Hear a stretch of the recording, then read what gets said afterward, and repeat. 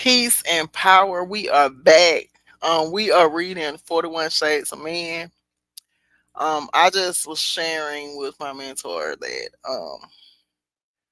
I was having a hard season, and so he suggested that instead of retreating, lean into it and share that this is normal to be in this season and be battling with depression.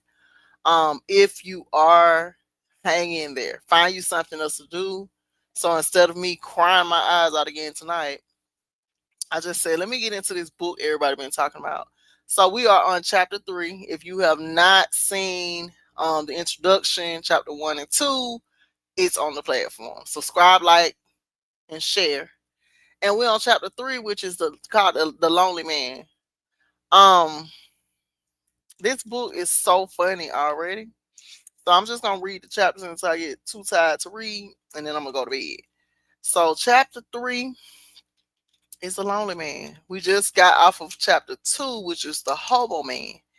And according to ladies right now, it's hobo season, and you should avoid starting relationships in this season all the way until the spring, because it's tied into tax season as well. And so the advice is like, you don't want a hobo getting in now. You can't remove them unless you evict them, and then you finna get your taxes. So this is fun. Okay, chapter 3.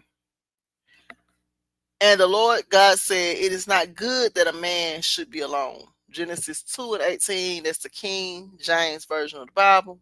Now, if you have been monitoring the climate of social media these days, you should be quite familiar with a popular scare tactic men use women. You're going to be single and die alone with cats.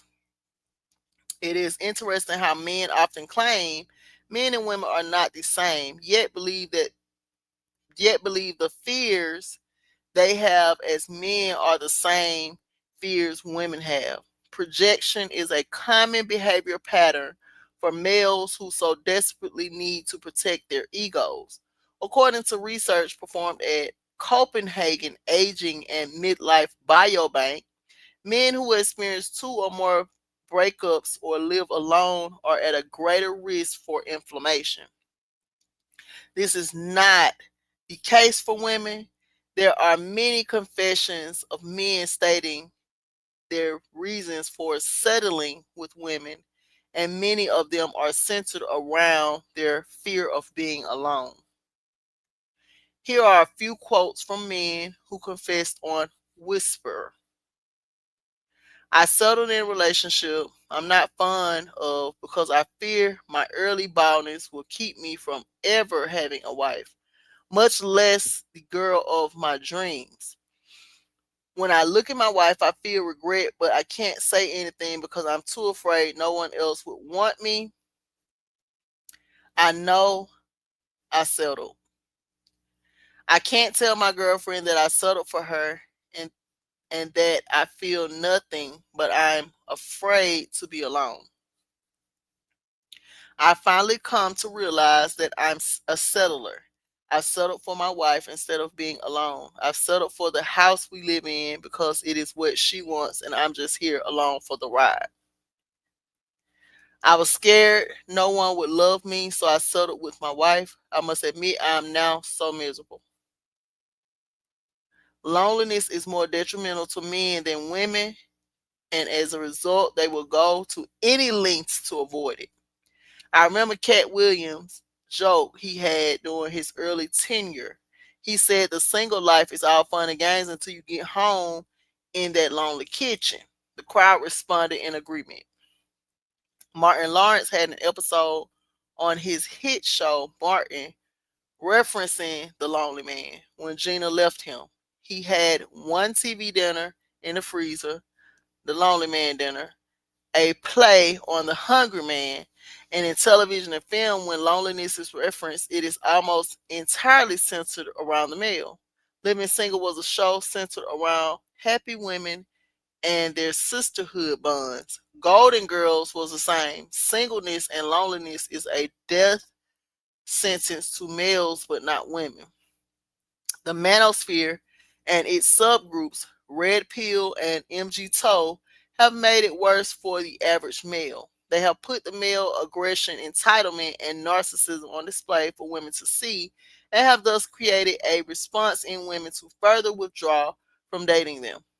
This has created an effect of risking tide of single lonely men. In addition to Red Pill and MGTOW, a growing sector called Black Pill, where incels, also known as involuntary celibate males, are growing increasingly angry and violent because of their inability to gain access to women.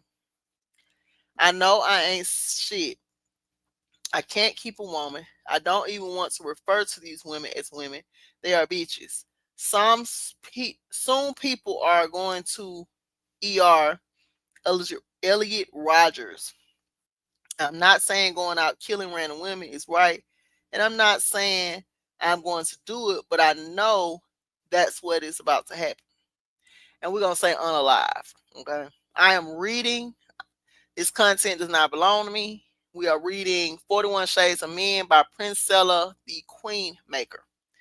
This quote comes from a guy in the Black Pill community who constantly makes videos in the sector. Women do not get violent or aggressive due to loneliness. Yet, males continue to project their own fears and anxieties of loneliness onto women who are quite content with being alone amongst their social groups.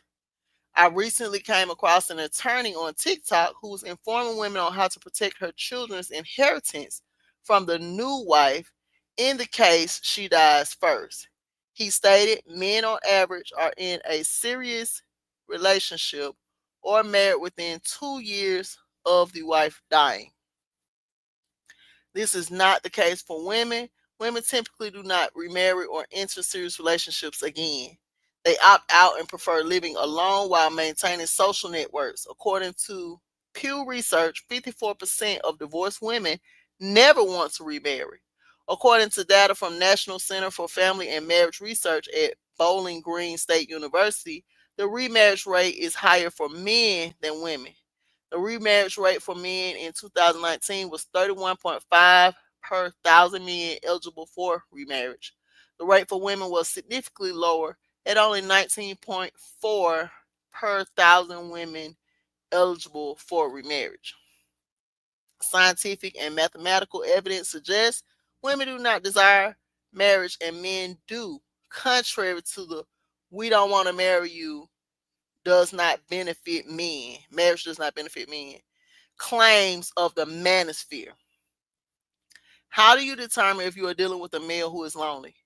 One, he has no higher purpose. He has a lot of idle time and does nothing constructive. Two, if he only goes home and goes to work, very little or no social life. Three, complains and speaks red pill talking points. Four, attempts to convince you that he is okay being alone or that men don't need women. If you give him your number, he will call you very quickly. As a matter of fact, he will constantly call you. This is a strong sign of desperation and loneliness. If a male is, and five is, if a male is ready to marry you or confess his love to you in an extremely short period of time, this is a red hot flag.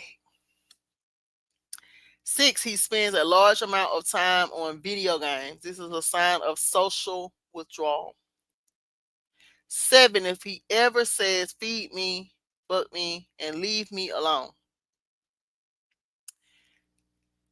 Eight, he is a serial dater and has multiple marriages. Or nine, he is married but constantly cheating and refuses to divorce the wife. The lonely man is a dangerous man. This man is only getting with you to keep himself company. If he suffers from severe loneliness, there's a high chance of him thinking, if I can't have you, no one can. Breaking up and separating causes physical pain in males. To cope with this pain, many of them get physically violent and attack to relieve pain. My advice, do not date lonely males. The risk is far greater from any reward you could ever get out of it. This is another chapter of mm, I've been here. I met and got married to my husband within my ex-husband within a short period of time. We were pregnant and married in within 12 months. Okay. For me, honestly, I think that was me because this can go both ways. I think that was me being the lonely female, or we both could have been lonely. Like I said, we went on a date and we never separated. So wherever that falls. But this is juicy. This book is funny. It lifted me up already. Very funny. I'm not gonna forget the hobosexual or the lonely man. Now we're going into chapter 4, which is the destitute man. And we're gonna keep going because the chapter's pretty short. I understand why people read this book all the way through. It's good. So I'm gonna get out of here and we're gonna hit the next chapter up, chapter 4, the destitute man, peace and power. And I'm out.